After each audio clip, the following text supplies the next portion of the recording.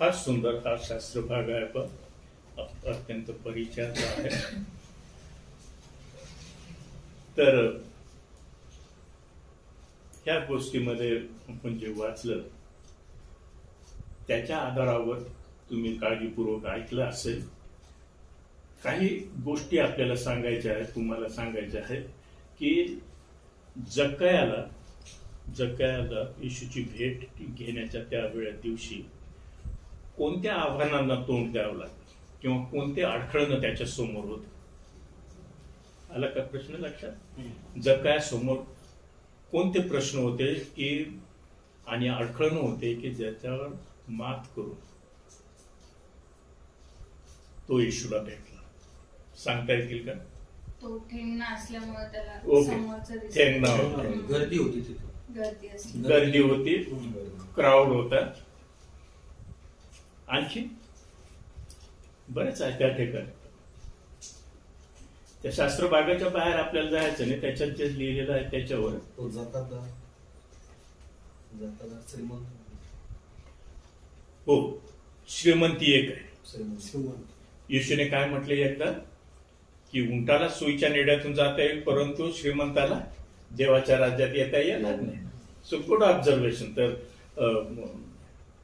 त्याची संपत्ती एक त्याला आड होती. म्हणजे म्हणता आलं असतं त्याला की बघ, मी माझ्या बिझनेस मध्ये इथं व्यस्त आहे, असेल कोणी मी बिझी आहे, तर ते लोक सबबी तशा. तर एक ओके ठीक आहे, श्रीमंती एक अडकळून होतं. आणखी मुख्य जकातदार आहे, म्हणजे तो काहीतरी अधिकारी आहे. जकातदार होता. बरं, जकातदार नाही तो मुख्य जकातदार आहे. हो हो, बरं. त्याच्यावरून मला हे सांगायचं की हे जकातदार कोण होते येशूच्या काळामध्ये? हा टॅक्स कलेक्टर. Tax collector. ह्यांचे एम्प्लॉयर कोण होते? त्यांना कोणी? रोमी सरकार होतं. राष्ट्र कोणाचं आहे? इस्रायल. यहुदी लोकांचं. हे रोमी लोकांच्या साठी काम करणारे लोक होते, टॅक्स कलेक्टर. आणि भ्रष्टाचार आजकालचा नाहीये, तेव्हा पण होता. म्हणजे हे टॅक्स कलेक्टर्स काय करायचे की लोकांना पासून टॅक्स घ्यायचे, वर किती द्यायचा हे त्यांना ते सांगत नव्हते. त्या काळामध्ये डॉक्युमेंटेशन फार कमी असत. हो, त्याने जे कन्फेशन केलेलं आहे, म्हणजे कबुली दिलेली आहे, त्याच्यावरूनच दिसतं. मी कुभांडाने कोणाचे काही घेतले असेल, घेतलेलंच होतं त्याने, म्हणून तर तो सांगत आहे तिथे उभा राहून मी ते वापस करून टाकेल. He was a corrupt tax collector. मग त्याचा परिणाम काय झाला त्याच्या जीवनावर, सोशल लाईफवर? लोकांमध्ये तो म्हणजे एक पापी किंवा येस, एक्झॅक्टली. सोशली तो आउटकास्ट होता. म्हणजे लोक त्याचा द्वेष करत होते, तिरस्कार करत. एक तर रोमी लोकांची सत्ता यहुदी लोकांना आवडत नव्हती, आणि मग हा जो आहे यहुदी असून त्यांच्यासाठी काम करतो, त्यांना टॅक्स देतो आणि लबाड आहे, करप्ट आहे. त्याच्यामुळे हे जे टॅक्स कलेक्टर्स होते की नाही, त्या लोक त्यांचा द्वेष करीत असत, त्यांना समाजामध्ये स्थान नसायचं. परंतु मनुष्याचा स्वभाव असा आहे की एकदा पैशाची चटक लागली मग तो दुसऱ्या गोष्टींची पर्वा करत नाही. ही डिडंट केअर लोक काय म्हणत असते, मला मिळतात ना, ही वॉज हॅपी. हे त्याचं जीवन होतं. म्हणजे तो सामाजिक दृष्टीने हा वाळीत टाकलेला होता तो. आणखी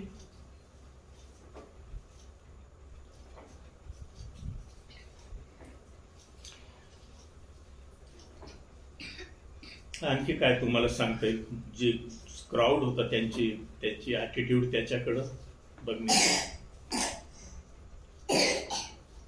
7वं वचन पहा. हे पाहून सर्व लोक हा पापी मनुष्याच्या इथे उतरास गेला आहे अशी कुरकुर करू लागली येशूबद्दल.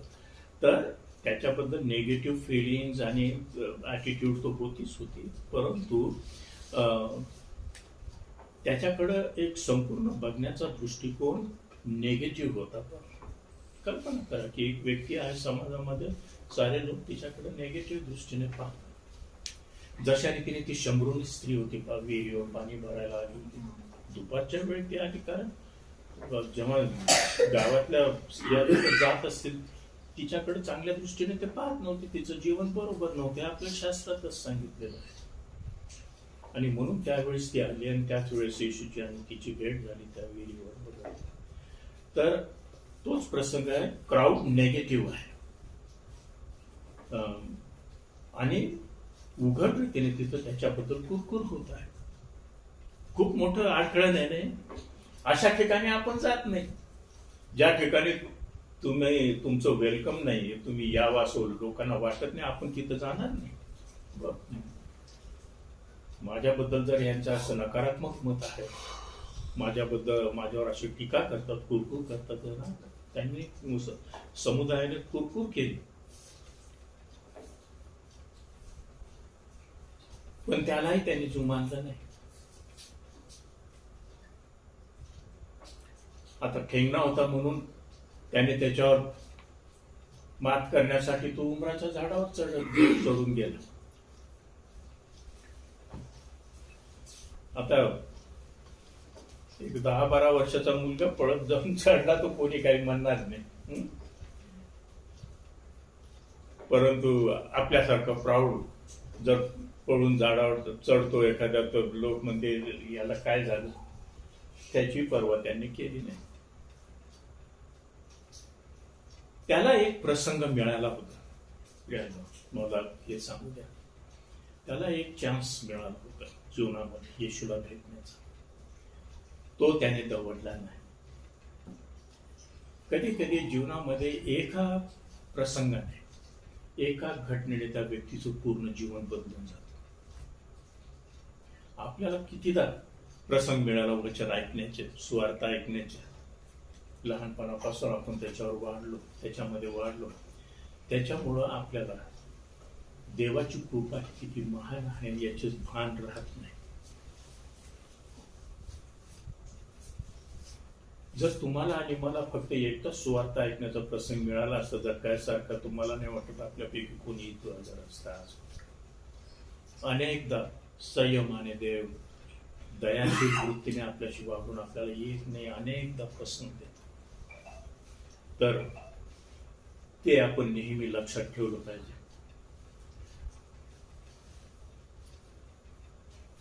आता जेव्हा प्रभू त्या घरामध्ये गेला येशू, त्या ठिकाणी 8व्या वचनामध्ये प्रभूने काय त्याला सांगितलं, काय संवाद झाला त्याच्यामध्ये, ते आपल्याला सांगितलं नाही.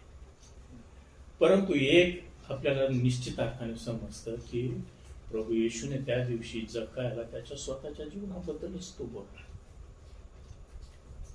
आणि त्याच्या उद्धाराच्या गोष्टी,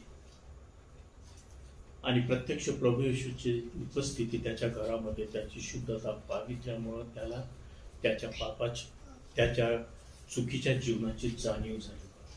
हा एक फार महत्वाचा इफेक्ट आहे. जेव्हा मनापासून आपण देवाच्या समक्षतेमध्ये आहोत याचं भान ठेवतो, तेव्हा आपल्याला दुसऱ्या लोकांच्या जीवनात काय पाप आहे ते नाही दिसत, आपल्या जीवनात काय आहे ते दिसत. एक बाळक असायचे नॅझरीनच्या ह्याच्यामध्ये, ते अशा रीतीने मार्मिक रीतीने म्हणायचे की दोष काढणे हा फार एक चांगला गुण आहे. लोक एकदम टवकर असं कसं म्हणतात, असं दोष काढणे, पण ते नंतर म्हणायचे इतरांचे नाही, स्वतःचे काढा. स्वतःचे दोष काढल्यामध्ये फायदा आहे, दुसऱ्यांचे दोष काढण्यामध्ये काहीच फायदा नाही. आज मंडळांमध्ये आपण काय करतो, दुसऱ्यांचं कुठं चुकलंय, कशात आहे, तर मग त्याच्याबद्दल बोलत राहायचं, सर्क्युलेट करत राहायचं. डज नॉट बेनिफिट, त्याच्यामध्ये काही फायदा नाही. आपल्या स्वतःच्या आणि देवाच्या समक्षतेमध्ये नेहमी व्यक्ती ही ती स्वतः किती अशुद्ध आहे, पापी आहे, नालायक आहे, हे त्या व्यक्तीला दिसतं. जर तो खऱ्या रीतीने किंवा ती व्यक्ती खऱ्या रीतीने देवाच्या समक्षतेमध्ये आहे, देवाच्या वचनावर लक्ष आहे, तर त्या व्यक्तीला स्वतःच चित्र दिसेल, इतरांचं नाही. येशूने त्याच्याबद्दल सांगितलेलं आहे. आठवतो का तुम्हाला मत्ती सुवर्तमान?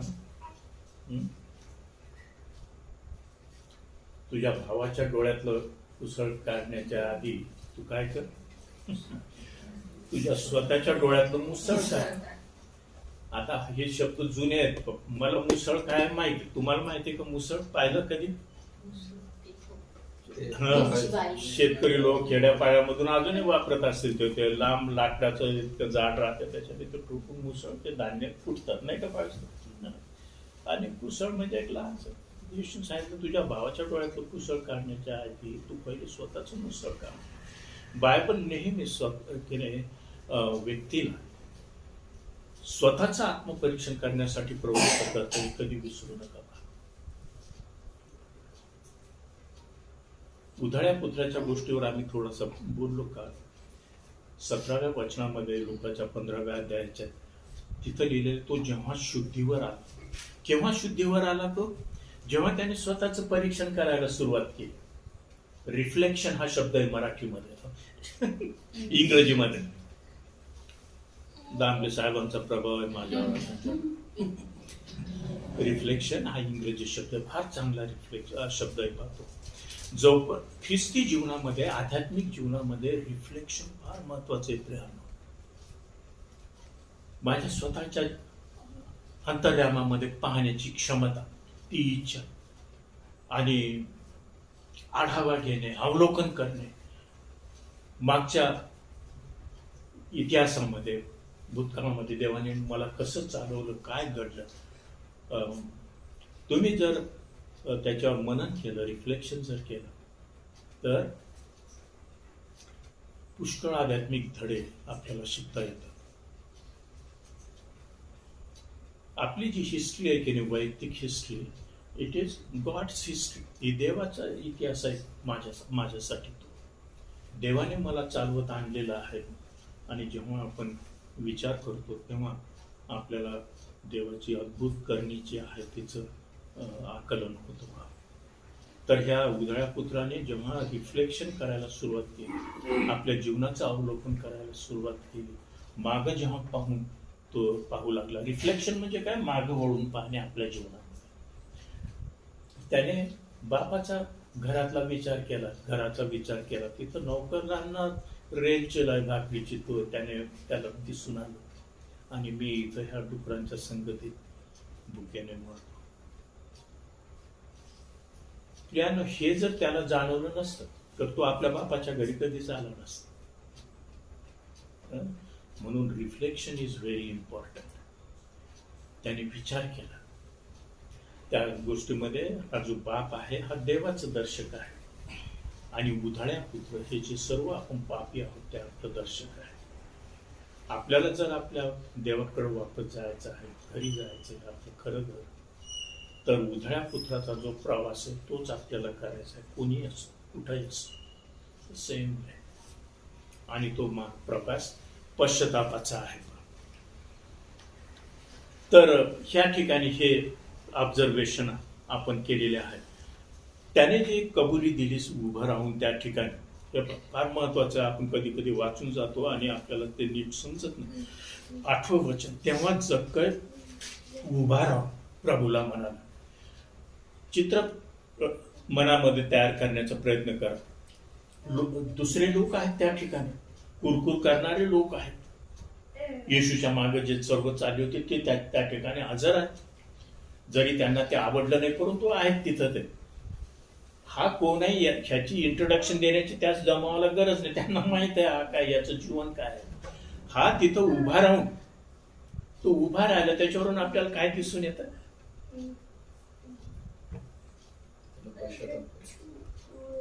हो, पण एक त्याची ऍटिट्यूड म्हणा. येशू जवळच बसलेला असेल ना, तो बसल्या बसल्या सांगू शकला असतं, पण तसं नाही केलं त्याने. तो उभा राहिला. आपण उभं कशासाठी राहतो? सर्व लोक मला पाहू शकतील म्हणून, मला ऐकू शकतील म्हणून आपण उभं राहतो, लक्ष वेधून घेतो. त्याने उभं राहून सांगितलं कन्फेशन. असं गपचूप लाजत कोणाला ऐकू येऊ नये, समजू नये या उद्देशाने नाही. त्याची इच्छा होती ज्यांना समजू नये. त्याच्यामध्ये जो आमूलाग्र आंतरिक बदल झालेला होता तो लपू शकत नाही. आता या स्टेजला तो आलेला आहे आणि त्या ठिकाणी तो उभा राहून प्रभूला म्हणाला, प्रभूजी. इंग्रजीमध्ये लॉर्ड हा शब्द आहे, प्रभूजी. पहा, मी आपले अर्ध द्रव्य दरिद्र्यास देतो. आउटराईट मी अर्ध द्रव्य गरीब. आतापर्यंत काय करत होता, या गरिबांनाच तो भोंदत होता की गरीब आहे की श्रीमंत आहे समोर याच त्याला काही घेणं देणं नाही. पैसे काढ, टॅक्स भर, मी दरिद्र्यास देतो. तुम्ही जर विचार केला ह्याच्यावर तर या मनुष्याच्या त्या जीवनामध्ये येशूच्या भेटीमुळे किती आमूलाग्र बदल झालेला आहे हे दिसून येतं. ज्यांना तो भोंदत होता, जाचत होता, ज्यांच्या दरिद्रीबद्दल त्याला काही कळवळा नाही त्याच्या जीवनामध्ये, त्याच्या मनामध्ये, आता तो म्हणत आहे की माझे अर्धे द्रव्य मी त्यांना देतो. ह्या ठिकाणी ज्याला कम्प्लीट टर्न अराउंड म्हणतात. आणखी थोडं सांगतो पुढं. दरिद्र्यास देतो आणि कुभांडाने कोणाचे काही घेतले असेल, कुभांडाने घेतलेले त्याला माहिती आहे, त्याचा कॉन्शियन्स जो आहे तो त्याला पोचत आहे. या ठिकाणी तू पाहिजेत होतं त्याच्यापेक्षा त्यांच्याकडून घेतलेले, तो श्रीमंत झालेला आहे हे त्यांच्या पैशावर झालेलं आहे. कुभांडाने इल्लिगल अवैध मार्गाने तू श्रीमंत झालेला आहे, ते मी चौपट देतो. जितकं घेतलं होतं तितकं नाही, चौपट देतो. याच्यावरून काय समजतं तुम्हाला? येशूने एकदा काय म्हटलं की कोणताही मनुष्य दोन दाण्याची चाकरी नाही करू शकत. देव आणि पैसा. हा मनुष्य पहिले जीवन जर पाहिलं तर कोणाची चाकरी करत होता असं वाटतं? धन, पैसा. आणि आता तो म्हणतो मी कोणाचे काही घेतले असेल ते चौपट वापस देतो. पूर्वी त्याचा मालक, त्याच्या जीवनाचा जो गायडिंग फोर्स आहे तो पैसा होता आणि तीच वृत्ती आज जगामध्ये सर्वकडे. पण आता त्या बंधनातून तो मोकळा झालेला आहे. देवाची स्तुती असो, करू शकतो देव कार्य. तो म्हणतो मी चौपट वापस देतो. माग किती माझ्यासाठी शिल्लक राहील बँक बॅलन्स याचा तो विचार नाही करत. पहा, येशूची खऱ्या रीतीने जेव्हा भेट होते तेव्हा मनुष्याच्या जीवनामध्ये कशा रीतीने आमूलाग्र बदल होतो हे या ठिकाणी विशेष रीतीने सांगायचं आहे. आणि त्याचं जे कन्फेशन आहे, त्याची जी कबुली आहे, त्याची नोंद येशूने घेतली. हृदयामध्ये लोकांच्या काय आहे हे येशूला समजत होतं पूर्ण रीतीने. त्याचे जे कबुली आहे त्याची सत्यता येशूने स्वतः मान्य केलेली आहे. आणि मग येशूने काय म्हटलं? येशूने त्याला म्हटले आज या घराला तारण प्राप्त झाले आहे.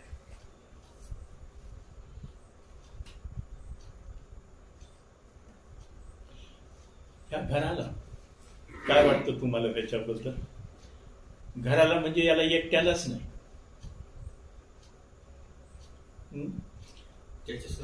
त्याची पत्नी असेल, त्याची फॅमिली आणि त्याचे आणखी कोणी असतील चाकर नोकर. हे प्रियांगाव, जेव्हा एखाद्या कुटुंबातून एक व्यक्ती प्रभूकडे येते तेव्हा जे बाकीचे अजून आलेले नाहीत त्यांना येण्याची पॉसिबिलिटी निर्माण होते. कारण ती एक जिवंत साक्ष त्यांच्या समोर असते. आणि पुष्कळदा असं झालेलं आहे की एक व्यक्ती प्रभूकडे येते, सुरुवातीला त्यांचा विरोध असतो, सर्व काही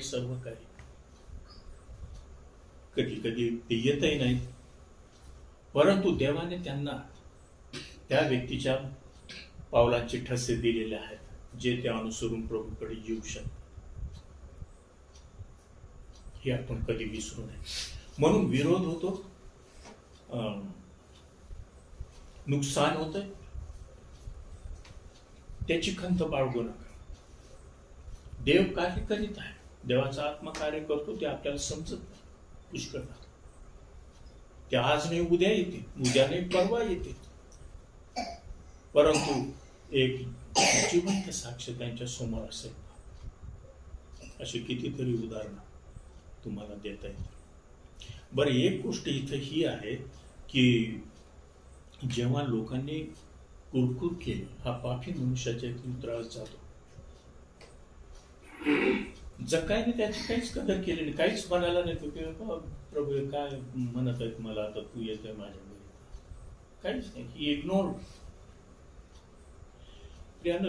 आपण फॅमिली बद्दल विचार करत आहोत. फॅमिली कॉन्टॅक्ट मध्ये जेव्हा नकारात्मक गोष्टी घडतात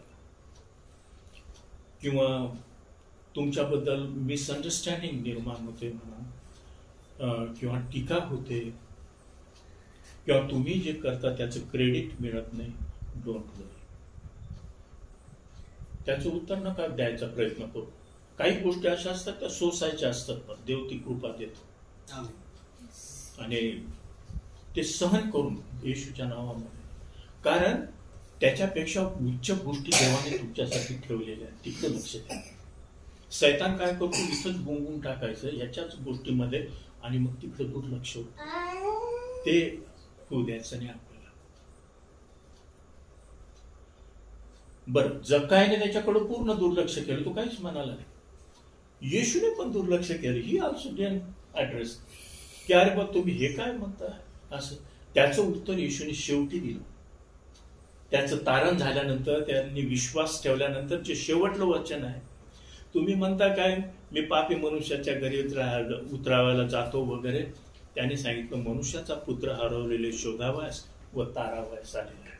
तो म्हणत अरे हेच माझं काम आहे, माझा ट्रेड हाच आहे की पापी लोकांच्या घरी जायचं आणि त्यांना माझ्याकडे आणायचं. तुम्ही कुरकुर करत होते काय?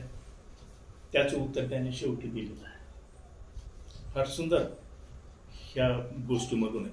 तर मग ह्याच्या सर्व सार काय आहे की आपल्या आध्यात्मिक जीवनासाठी, फॅमिलीमध्ये जगण्यासाठी अडखळणं जरूर येते, चॅलेंजेस येतील आणि आपल्याला निराश करण्यासाठी, आपलं लक्ष दुसऱ्या गोष्टींवर हे करण्यासाठी सैतान आणि त्याच्या हस्तक किंवा परिस्थिती प्रयत्न करते. परंतु याच्यामधून आपल्याला शिकण्यासाठी काय आहे, जे उच्च पाचारण आहे. संत पाऊल काय म्हणतो, मागील गोष्टीकडे दुर्लक्ष करून माझे जे उच्च पाचारण आहे त्या पाचारणाकडे मी माझं लक्ष लावतो. आपलं फोकस कुठं आहे हे फॅमिली जीवन जगताना हे फार महत्वाचं आहे. जकायने ते फोकस कधीच गमावलं नाही. येशूने त्याला म्हटलं की तू लवकर खाली उतर. येशूने त्या ठिकाणी येताच दृष्टी वर करून त्याला म्हटले, जक्कया त्वरा करून खाली उतर, कारण मला आज तुझ्या घरी उतरावायचे आहे. जक्कयाने नुसतं पाहण्यासाठी तो त्या झाडावर चढला. या ठिकाणी मला देवाची कृपा किती महान आहे, किती ती दूरपर्यंत आपल्या माग येते, आपल्यावर येते, हे दिसून येतं. आपल्या मराठीमध्ये एक म्हण आहे, माहित नाही आजकाल म्हणी जास्त लोक वापरत नाही बोलताना, नाही. आंधळा मागतो एक डोळा आणि देव देतो दोन डोळे, असं काहीतरी म्हण आहे ती. पण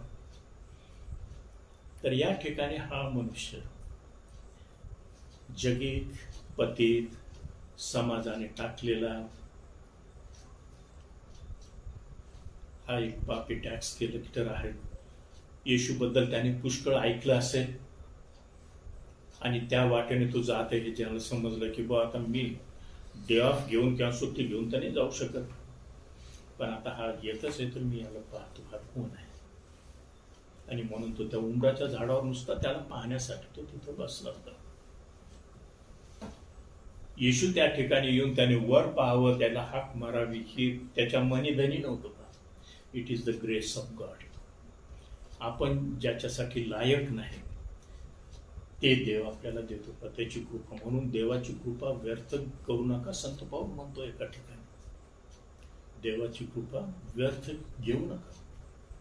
आपण सर्वच त्याच्या बाबतीमध्ये दोषी आहोत, पण देवाची कृपा आहे ते पण पुष्कळदा ज्या रीतीने आपण त्याला रिस्पॉन्स करायला पाहिजे, स्वीकारायला पाहिजे, तितकी उत्सुकता, तितकी तत्परता आपल्यामध्ये नसते.